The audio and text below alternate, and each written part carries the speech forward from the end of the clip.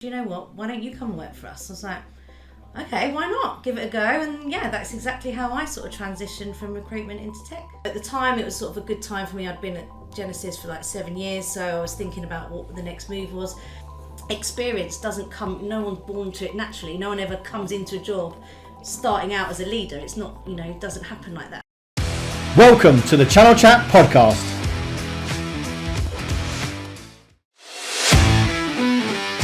Hello, I'm Marc, the host of the Channel Chat podcast show, and today I have Yvonne Matzk from, I can't even say that right, I'm not even going to bother now, from Coachere and also the Channel Community. Yeah. How are we doing, Yvonne? Good, thank you, Marc. And yourself? Pretty good, thanks. Good. Pretty good. Thanks for coming into the studio. Oh, thanks for inviting me. No, thank you. I know the last time we saw each other was at CRN Awards. It was. So that was a good night. Now, quite late into the evening as well. It was very much near the end. Now, you're still very much into the channel because even though you've come out of it 18 months ago, you're obviously still very much in touch with it. But I want to take you back in your early career because I looked on LinkedIn this morning and I thought when I started Robertson Summer in 2000, you were in recruitment. Now, not many people are going to be knowing that. But I want to take it back even further because you obviously did start at Thompson Directories. Yeah. So how did you get a job into Thompson Directors as your first sales job? So that wasn't my first sales job actually. It goes back further, but it was probably irrelevant to put on LinkedIn. So my first ever real sales job was Thompson Holidays when we were selling to the public, trying to get them to buy lots of events and excursions. Then my first real, I suppose, sales job was actually I was a fleet sales manager for a car dealership. Wow, okay. And then I wanted to move to London, and that's when I got into Thompson Directories. So that was my first sort of hardcore rep type job. And then how come into recruitment? What?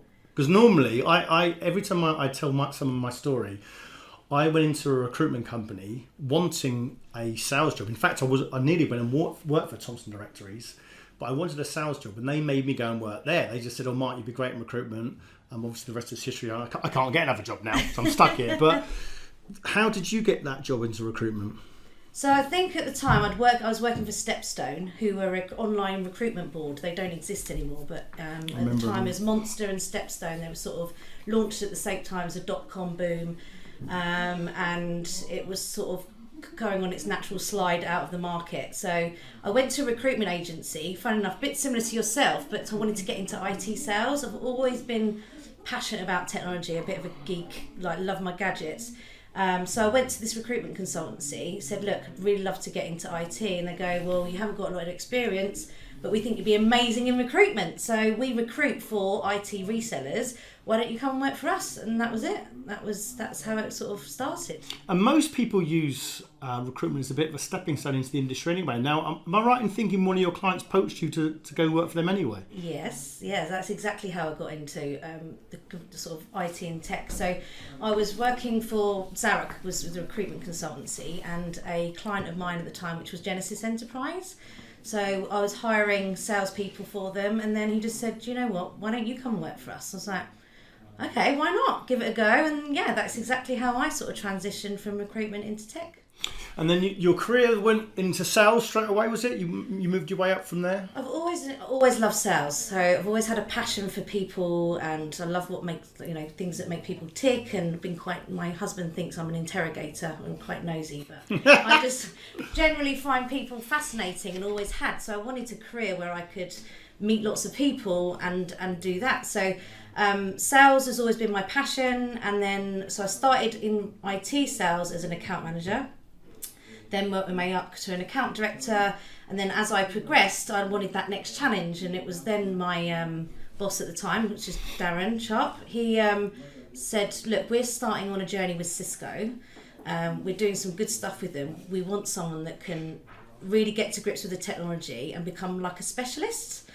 So that was my first exposure to real technical sort of sales, and did all of the sales accreditations back in the day, and became the Cisco business manager for Genesis. I was still having my own accounts, but I'd also go in and see customers and start talking to them about things like Call Manager and Wi-Fi and all that great stuff that was coming out at the time. It was like the launch of video, telepresence. I mean, ironically, this telepresence and video conferencing has been around for however many years, 20 years. Until like the pandemic, hardly anybody ever used it. So that was when my sort of first passion for real technical sort of Cisco came about, was at Genesis. And then after you left Genesis, went into CDW, or was it Kelway at the time? Talk about the journey there, because you when I looked at your LinkedIn profile, you'd made pretty rapid progress in that company over the 10.5 years you were there. Yeah, so I joined as a Cisco. So what happened was a bit like what happened with Genesis. I got approached by someone at Kelway to say that they wanted to build a Cisco practice. At the time, it was sort of a good time for me. I'd been at Genesis for like 7 years, so I was thinking about what the next move was. But originally, when someone said Kelway, I was like, there's no way, I am not going to work for Kelway. I've got a really good reputation with Cisco, and at the time, Kelway didn't have a particularly great reputation with Cisco. I think that was back in the day of brokering and etc. And I think they wanted to really change that and make a mark in the Cisco world. So they also got to go and have a chat with them. So I met with Phil Doy and Dan Laws, and really loved the story of where they wanted to take the business. So they said, yes, we've not been great with Cisco, but we're going to go straight. We're going to acquire a Cisco Silver partner. We want to become gold, and we want someone to build that for us. So I was like, this is a no-brainer. If I can get this right, this is going to be like a license to print money. And that's exactly what it was. I mean, Kelway at the time had 3,500 trading customers that were already buying things like, data center workspace, but they'd never been selling, they'd never been able to buy Cisco. So I already had a target audience of customers to go and speak to. So we built the Cisco practice. I joined in the August. We became gold in the January. And literally, we went from strength to strength. Well, I think the first year I was there, I was literally trying to convince Cisco that we were going straight, and that we weren't, we were doing everything by the book, and it was sort of a battle to start off with. But then once we'd proven, and once we got the accreditations, we'd invested in the infrastructure and the division, it just went from strength to strength. And I just think I grew as it grew. And the rest is history, So as that evolved, I sort of just evolved with it, which is fantastic. Now, you would have had the enviable position of being a director of a company as well established as CDW, and then you did the crazy thing. Most people would say it's crazy, Yvonne, of giving it up and retiring. Sorry, not retiring, resigning. Definitely not retiring. So sadly, people would think, you've worked your way up, you've got to the top of the tree. Why would the listeners want to know? Why would you think? Do you know what? I'm going to do something different. Well, when I made the decision, clearly I had no idea that when I would decide to leave, I would actually leave at the start of a global pandemic. So I'd made the decision in the August 2019, thought about it, and decided that I wanted to do something different. I didn't quite know what that was. At the time, I thought it might be going back to work for another corporate, etc. Gave my notice in, 6-month notice period, final date March 30th. Oh no, you're not going to go and have 6 months off enjoying yourself. You're going to be your daughter's school teacher. So clearly at the time, I had no prediction or idea that when I would actually leave would be at the start of a global pandemic. So I had all these thoughts. I was going to originally have 6 months off because of my restricted governments. I couldn't work for anyone anyway until the October. I was going to have an amazing time visiting family and friends. And oh no, you're not. You're going to sit at home. You're going to be your daughter's school teacher for the next 6 months. So obviously that had a big influence on my thought process and what I wanted to do. And one of the big driving factors for leaving CW was the fact that I was travelling so much as well. I was away like 12 weeks a year, never at home, and with having a young family, it was sort of becoming more noticeable and having a bit more of an impact. So because, of having the decision or being able to make that, I thought, right, I'm going to take some time out. And then because of the pandemic and all the other options being taken off the table, I suppose, because everything got put on hold, I wanted to explore other potentials, which is where the coaching came about. So coaching was something that I'd always toyed with the idea. I've always loved helping and supporting and nurturing other people anyway. And a friend of mine who is the culture director at CAE was talking about that that's the route that he's gone down. He's taken this full accreditation, so I explored that, loved it. I did the foundation, fell in love with it. I thought, oh my God, this is amazing. I can actually help people as a job. I mean, how cool is that? And it's so rewarding, and you sort of don't feel like you're working, if you know what I mean, because to see people progress from here to here or change the way they think about things is so empowering. So I thought, you know what, I'm going to give this a go. Decided to take the full accreditation, and then that was it. Just thought, sod it, give it got nothing else to lose. If it all goes horribly wrong, I'll just come and speak to you to get a job. Exactly, I'll get you back. I'll get you a job back in the channel, no problem. Now, can you let the listeners know a bit more about the channel community and how that came about? Because you've obviously done the coaching, but recently, since April, you started this channel community.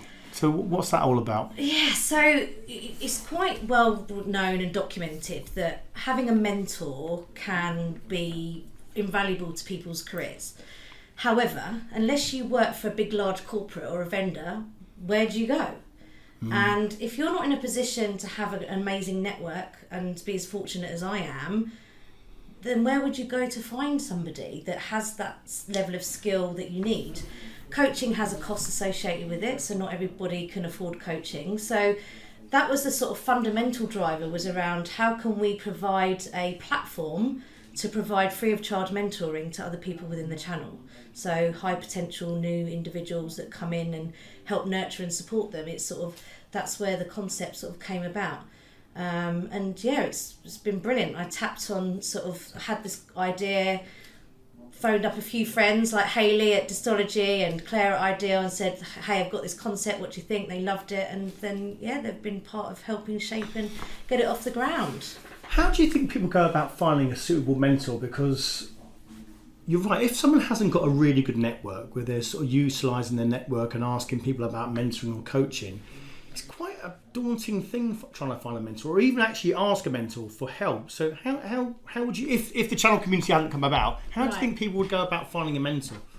Well, that's the thing, that it's very difficult. That was why, again, it was... So most corporates, big, large organisations, will have an internal mentoring programme, which is already predefined and gives you access to those people that can help you on your career. But most people within the channel aren't big, large corporates, or they're not of that size. So this is a way or a place where people have already said that they want to mentor other people, so they've put their hand up. We've got 24, we call them channel buddies actually, because one of the things that we felt was the term mentor can be a bit elitist, and also put people off from actually asking and think that they're worried that people won't want to help or support them. So we changed the name from mentor to buddy.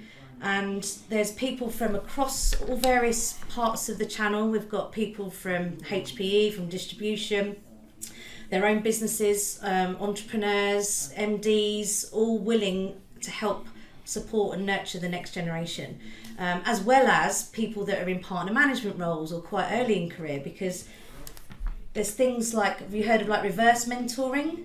So if you get sort of somebody that's young or early in career, you can learn as much from them as probably they can from you, because generationally, you're very different and you approach things differently. I'm sadly not a millennial, so I don't think like a millennial. So when you're thinking about a program or a process, if you can ask somebody that's more in tune with what that generation is, then you get as much from that process as they do as well. So with the channel buddies, if you wanted to become a mentor, how much time do you have to sort of give up to do it? Because I think people would think, oh, actually I'd love to give back, but actually how much time is it going to cost me to do that?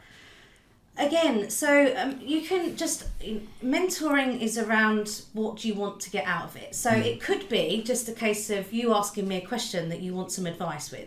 That you could class that as being a buddy. So it might be a specific challenge that you have at a certain point in time that you need advice or support trying to get knowledge on. That could be a 5-minute conversation just from somebody that that's got that experience. But most formal mentoring engagements are generally sort of once a month, probably an hour, I'd say. But you can give as much or as little time as you want as well. And I think that's a misconception, that it has to be a formal arrangement. You have to have some form of structure. It doesn't have to be like that. And if someone wanted to become a mentor and offer their services, how could they go about doing that for your organisation? So just reach out to us. We've got a LinkedIn group and a page, or we've got a website. So it's www.thechannelcommunity.com, or just get in touch via LinkedIn and just say that you're interested in becoming a mentor or channel buddy for us.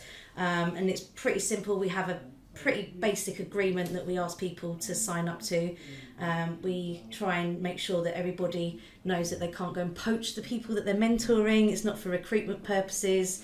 Everything's obviously strictly private and confidential between the individuals, because there's a lot of competitors, if you like. So you might have someone from CAE mentoring someone from Softcat, so they have to be very clear that it's all private, and it's the discussion is around the individual, not about the businesses. So once they've signed up to that, they're good to go, and we put them on the website, and then someone wants a mentor, they find that they've got the right skills, and they can just reach out to them directly. We had this discussion over lunch around the difference between a coach and a mentor. Mm-hmm. So tell the listeners what your view on is that, because a lot of people would think it's sort of the same, but you described it as something very different. It is very different. I think mentoring is what we call where you push information on somebody. So you would go to a mentor because they have a lot more experience than you, they've got a lot more knowledge, they might have already got past experiences of the challenges that you're facing, so you would go to them and ask advice, and then they would give you their solution based on their experience.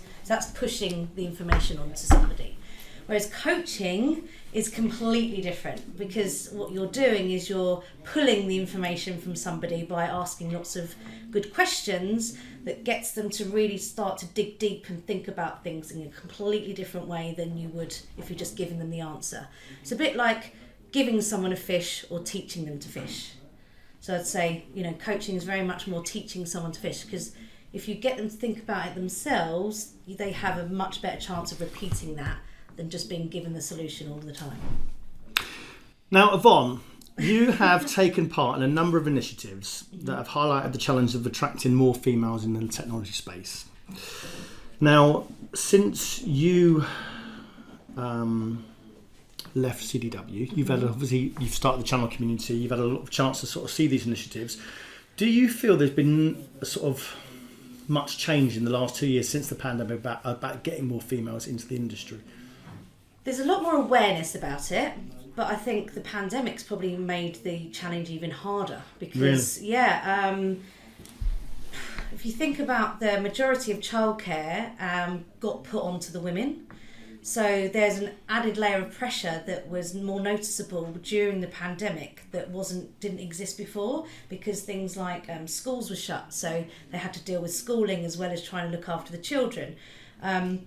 So it highlighted the need for more flexibility. So I think as long as organisations are shifting and keeping that flexibility available, which unfortunately not all organisations are, then yes, it will, it sort of highlighted the fact that you can work from home, you can use the technology to be able to work just the same from home as you can in office. But yes, I think you need to keep that flexibility around for it to keep that consistency for the women. You mentioned earlier when you were working at Cisco as the business manager, this technology has been around for 20 years, hasn't it? Telepresence, video collaboration tools, etc. Why did we never use it before? Why wasn't there that trust that people actually thought, you know what, we can sort of do video from home, or we can do video from other offices? Because there were some companies that are very good at it, but most were absolutely terrible at it. Again, I think it's down to culture and the company itself. I mean, I'd always embraced it because it was something that I sold, and so I was always passionate about it. But a lot of people were put off by it because there were so many different collaboration tools that are out there, and you might like Microsoft, someone else might like Cisco, someone else might like Zoom, and it depends on the usability and how easy it was to. So if you couldn't get it running and opened straight away, people get put off. This is rubbish. You know what I mean? Yeah. So it put people off, and I think what happened with the pandemic, it forced everybody to use it because it sort of highlighted a need that was already there, but accelerated people's need for it. So there was, you had to learn to use it, right? So there was no choice about it anymore, so you couldn't just avoid it. Do you think that the pandemic's been good for that? Do you think that's been a good thing? 100%. Yeah, 100%. I mean, I hadn't even heard of Zoom before the pandemic. Really? No. And you're in tech. I know.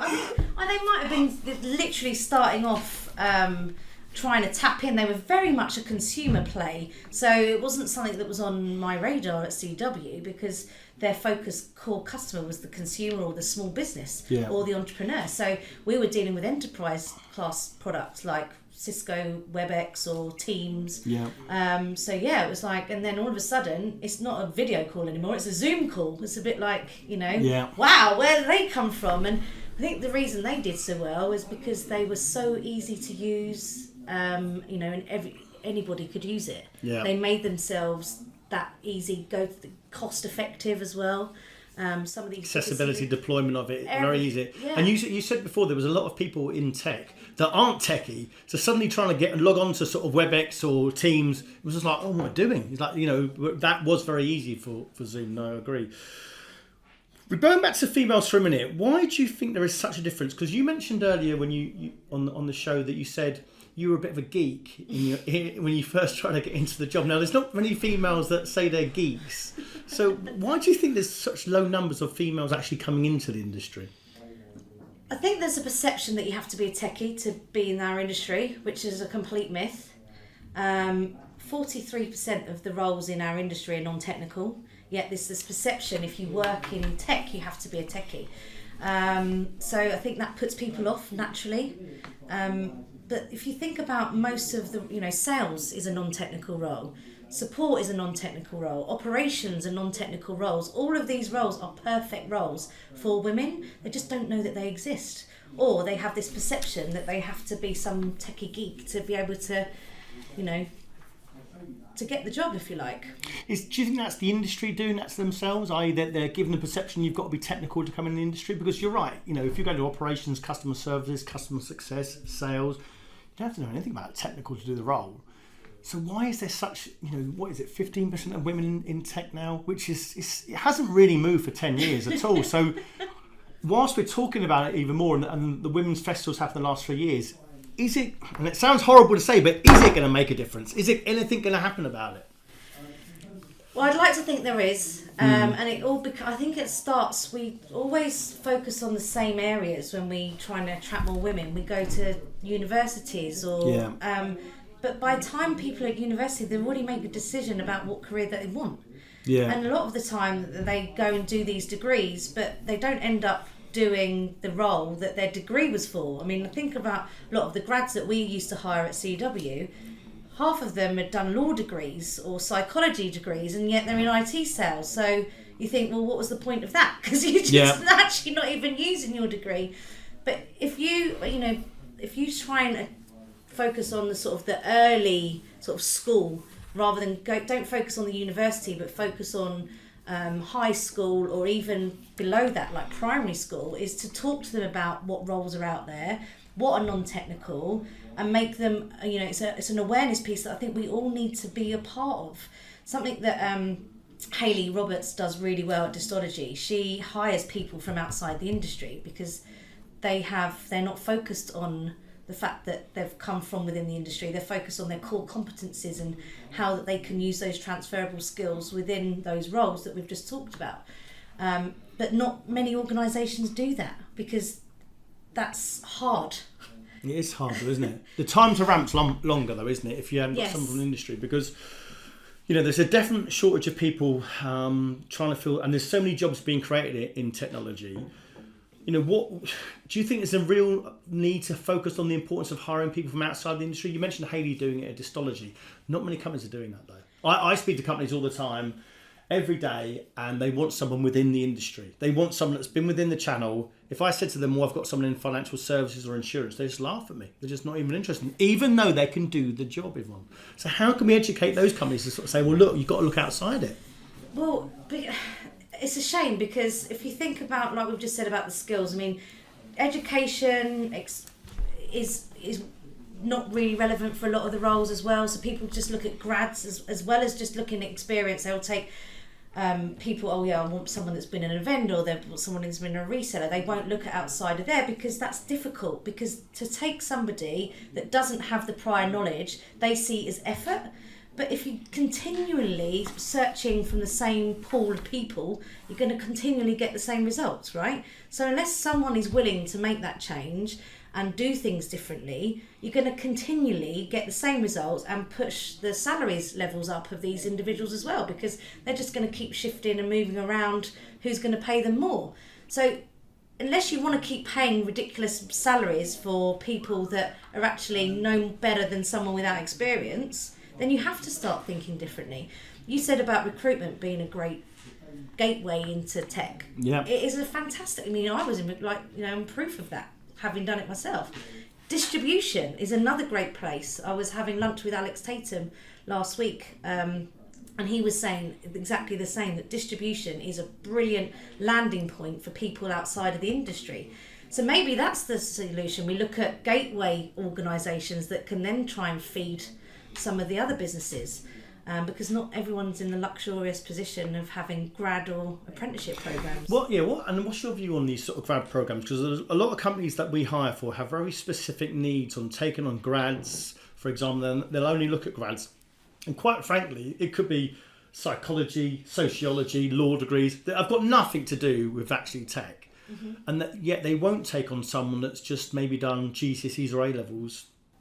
Or maybe you've come out for an apprentice. What's your view on that? Because my view is I'm looking for the raw grit, determination, need to earn money, need to maybe a chip on the shoulder, need to prove themselves a bit. Whereas a lot of people are just seeing that actually if they've got a degree, first class honours, second class honours, whatever it is, and it's not even relevant half the time they're a degree, but yet they're getting jobs. What's your view on the graduate thing? So this is something I'm really passionate about, because having not had a degree myself, it's something that I think has always been a niggle of mine, as in, there's lots of businesses that I wouldn't have been able to go and work for just because they have this predetermination that you have to have a degree. Yet it's actually not a proven guarantee that they're going to be successful at their job. So I was having dinner not so long ago with a good friend of mine who happens to be the CEO of a FTSE 250 hedge fund. He's also Australian, and he was saying that the class system that we have in the UK around elitist and where people hire from is continually gets the same sort of people in that type of industry, which is not too dissimilar to tech. Yet they did some research around what makes a successful person. So they looked at all of their people within their hedge fund, and they said, right, who out of all these successful people, what are the consistent things that come out across the most successful people in their organisation? And education was not even mentioned in any of it. It came down to resilience. So most of them had experienced something as a young age that made them really resilient. So it might be they lost a parent, or they'd been bullied, or something that had taught them how to sort of, keep showing up, if you know what I mean. Work ethic. So they were driven, they were motivated, they had that ethic about what they wanted to, they were not afraid of hard work, which sadly seems to exist in some of the youngsters today. And then the third piece was passion. They were really passionate about what they were doing, and also they showed that a lot of people that earned money when they were younger, so if you've had a job and if you were out there doing paper rounds or doing multiple jobs, again, those people had that drive to go and to be successful. So education actually doesn't prove anything. Grit and perseverance and passion are the things that make people successful, and that's proven time and time again. Now, everyone talks about having a more diverse workforce. It's proven, or it says it's proven that it will generate more profits and it gives a more nicer place to work and yada yada yada. But what can tech businesses do to actually get a diverse workforce? Because I do find that when I speak to customers, and I've experienced myself, I end up hiring people like me, like-minded people, and in the end you have the same type of people in your organisation. So how can you make it more diverse, and how can tech companies approach that and get a more diverse workforce? You've got to be mindful of it, and you've got to want to do it. I think that's the key, because we all gravitate to the people that are like us. It's natural.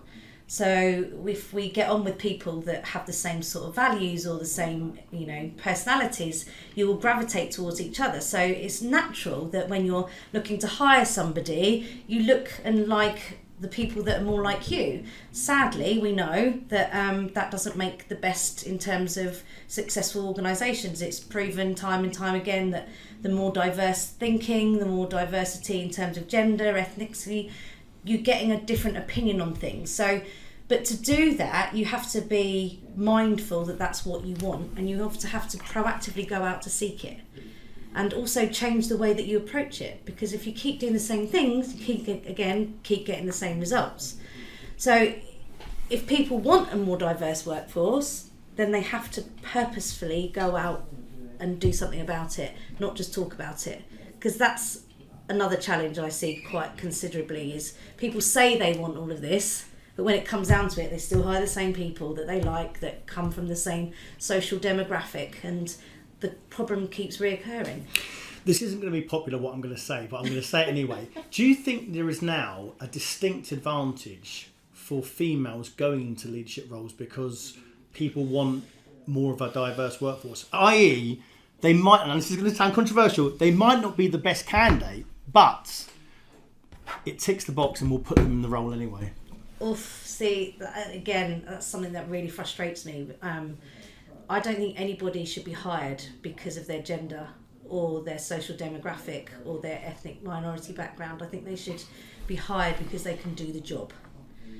Fundamentally, that should be the first thing. However, if you've got somebody that does have that more diverse background, and you've already got, if you're full of white middle class men, and you do know that to become better, that you need that more diverse workforce, then you should proactively look for people within that diverse group, rather than, but that can still do the job as well. Yeah. I mean, if I think about, everything I've done or succeeded at has never been because I'm a woman. It's because I've been better than the person doing the same job. Every award I've been given was because of that, not because I was a woman. So it really frustrates me to think that I'm now, because I am a woman, people think that I'm only where I am because of that. So we have it as like an unconscious bias, if you know what I mean. I remember when we got bought by CW, and one of the sales managers at the time goes, "Oh, you'll be all right because they love women over there." And I was like, whoa, what? You're trying to tell me that I'm only successful because I'm a woman? I don't think so. That's terrible, isn't it? What's your view on the Women's Festival now? Because I know that's been going sort of 3 or 4 years, and it is highlighting the success of women. Again, is that message getting outside the industry? Because I look at it and think sometimes, I think it's a good thing that's been highlighted, but I'm not sure if the message gets outside the industry and it's only been celebrated inside the industry. Yeah, I think there are lots of activities that are being done outside of the industry, but I think the women in Tech Festival, they actually do a lot, not just within the channel. Lots of their customers, like banks or sort of other corporates outside of the standard channel that we're aware of, but the Women in Channel Awards are just channel specific. So the Tech Festival is totally different to the awards. That's more about lots of keynote speakers where they come along and try and learn from other successful, inspirational women, like any other sort of motivational event. But whereas the channel awards are specifically just for the channel. So do they do maybe a good enough job of going outside? I think they're doing a better job, but we could always do more. And it's just the awareness piece, isn't it? Yeah, absolutely. Now, a couple of quick fire questions that I ask some of these guests at the moment because I was keen to get most people back into work after the pandemic. So I'm asking you a couple of them. So when interviewing, or when you did interview at CDW, how does a candidate really impress Yvonne? So they've done their research. Okay. Or they've actually looked at the job description is always a good one, because the amount of people that I've met that haven't even really read what we're asking for. But they've done research on the company. So they've thought about the type of questions that they want to ask. They come with a load of questions as well, not just wait, to be asked. It's not a one-way thing, it's a two-way thing. I think some of the best interviews I've ever had is where people have looked at the role, even when they've had less experience, but they've said how they were going to fill the gaps of the experience that they don't have. which was fantastic, where someone said, look, I know I don't have this, is what you've asked for, but this is what I'm going to do to fill that gap. That was probably the best interview I've ever had. And they were from outside the industry. They had all the core competence, because in partner management, we would always take people from outside. Really? Yeah. And I also had a very diverse team. I think out of 33 people, 70% were female. 70? 70%. Wow. That was partner management and marketing. That is good. What about any nightmare stories or any funny stories when you've been interviewing? Is there any sort of ones that stand out? I don't really have any funny stories about interviewing. I do have a funny story about my first exposure into IT sales, though. Let's hear it. I remember cold calling and literally brand new into tech, and I haven't got this guy on the phone. He's like, okay, so what do you know about Vax? And I was like, what, the Hoovers? And he just like just put the phone down. I was like, I didn't know that Vax was some like digital computer thingy. So yeah, but yeah, sadly I don't have any funny interview stories. But that's always never left me down. Unfortunately, for years I had that come and haunt me. Oh dear. If you were going to give some advice to an ambitious person that was looking to progress there within the organisation, like you've done at CDW, you progressed 3 or 4 promotions or whatever it is, what advice would you give to someone that's trying to emulate your career? So don't wait to be asked. Don't wait. No. I think everything I've done, I've sort of progressed forward, and I've been made it known that I'm ready to move forward and keep. I want that next job. I think. What if you weren't ready though? How do you know that you're ready? You're just. Would you say you're quite demanding? You thinking actually I want the promotion? No, I think me as a person, once I've cracked something, then I'm ready for the next challenge. So it's a case of not saying right, I'm ready. It's saying right, I've done all this now. What's next? Right. So keep pushing your, sort of put yourself out there to know that you're willing to take on new projects or extra work that is outside of the normal job, if that makes sense. Yeah. So getting involved in different projects or helping spin up a new initiative, whatever that might be, but just showing that you're willing, you're just not happy with the business as usual. You want to keep moving forward. You say about not being ready, no one's going to be ready for leadership 100%. No one's born to lead. That comes from evolution, experience, and effort and sort of experience doesn't come. No one's born to it naturally. No one ever comes into a job starting out as a leader. It's not, it doesn't happen like that. So it's just about showing highlighting that you want to move forward. Finding a sponsor as well, that's always quite key. So we talk about mentorship, that's very valuable, but probably as valuable, if not more so, is a sponsor. So someone that has seen your potential that can help sponsor you within the organisation. I was very lucky. I had a few sponsors throughout my career that sort of spotted that I had some potential and then helped me. I was going to say, because if the individual isn't sort of demanding, they want the next challenge, maybe they're a bit more of an introvert, they might not be recognised, might they? They might not be recognised for the next gig. So what advice would you give them, apart from finding a sponsor? So just be open and honest about what your plans are or where you like to see. Women have this especially, they don't like to talk about it, so they just expect everything to come to them, whereas guys, they'll just go take, like give me the next thing, whereas a lot of introverts or particularly females, they will just sit back and wait for it to happen.